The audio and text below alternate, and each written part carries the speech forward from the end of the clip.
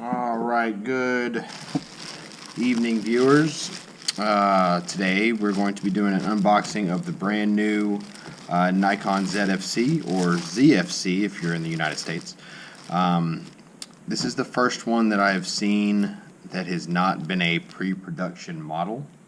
I downgraded from a ZF7 and from Adorama, and got about $1,000 trade-in value from it.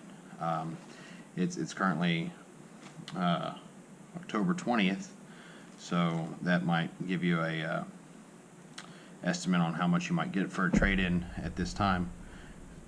Other than that, let's dive right into it. You see, you got a nice package. Let's take it out of the plastic.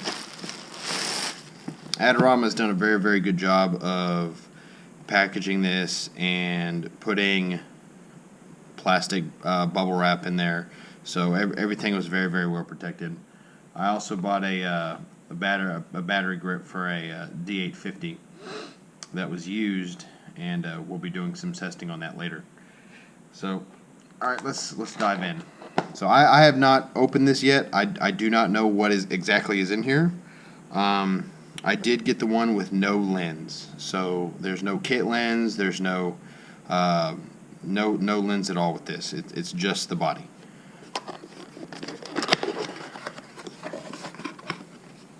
All right, as you can see, we open the package. You get a warranty sheet. Looks like, yeah, limited 1-year warranty.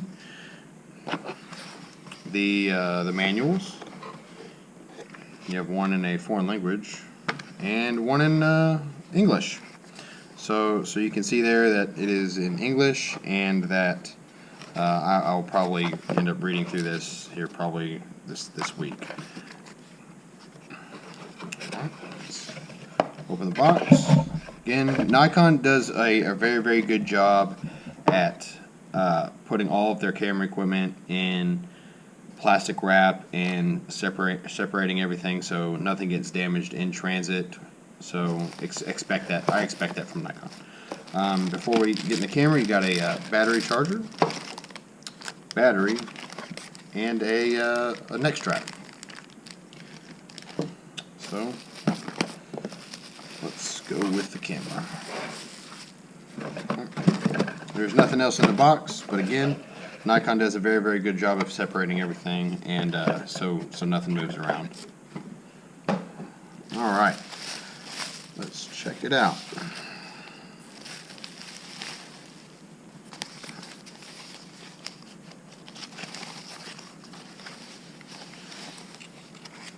And there it is. The Nikon ZFC. Very nice. Very nice. Let's go ahead and put that battery in and see where we're at.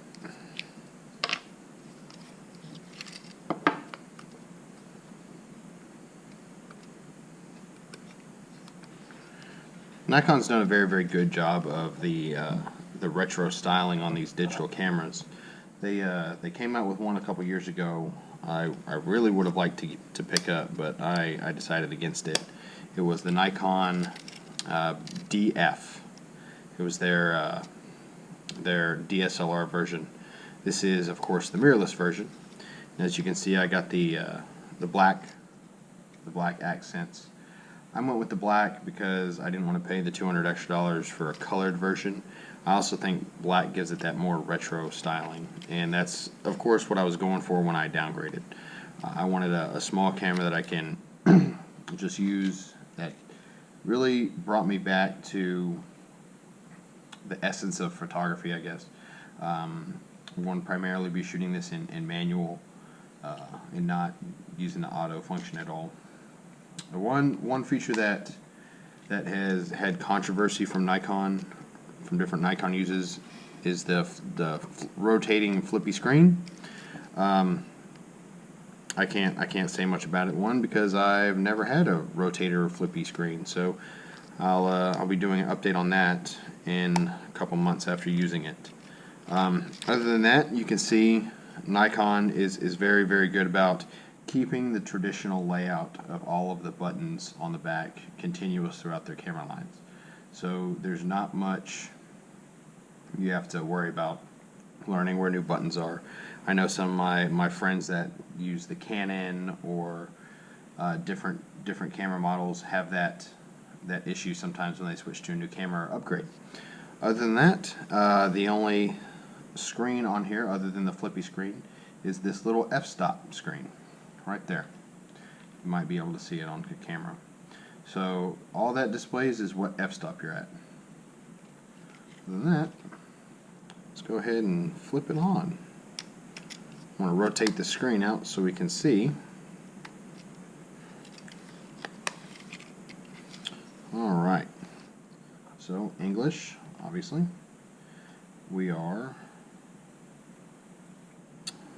I'll just set it to the London time zone right now. I'll go back and change that right now. I'm a big year, month, day person, but you can obviously set to whatever. We're going to go with daylight savings off. I'll change all this later. 2021, it is 10:20. And it is currently 6:52. I am a big fan of the military style, so I'm going to put 6:53, and I don't know exactly how many seconds it is, but we are all done.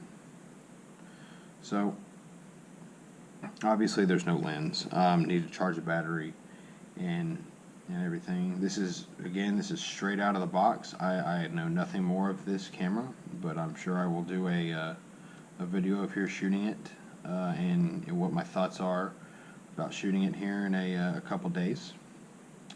But let's talk a little bit more about the styling.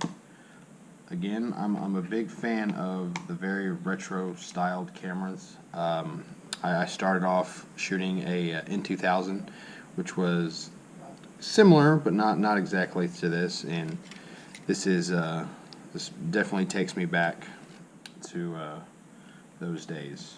So the only thing I do kind of wish that there was, and this has been talked about by a bunch of people, is that there's no raised grippy area.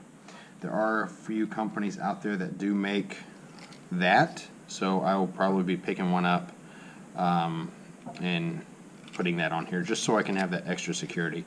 But other than that, it is a cool little camera, and it definitely takes you back into that retro styling, and especially if you're wanting to learn digital photography, I highly recommend that you start off with a camera that you have to manually change the dials with. It just takes you back to that real basic photography, just basic photography skills. Instead of just throwing your camera in manual or auto and just going like that. It really makes you learn the fundamentals, and ultimately the fundamentals are going to what make you a good photographer and how to take pictures. I am at no means any kind of professional photographer. I just really like doing it as a hobby, and that's what my goal is for this video, is to educate people and to let them see what exactly this camera is all about. Other than that, I appreciate you watching the video, and hope to see more of you out there. Stay safe.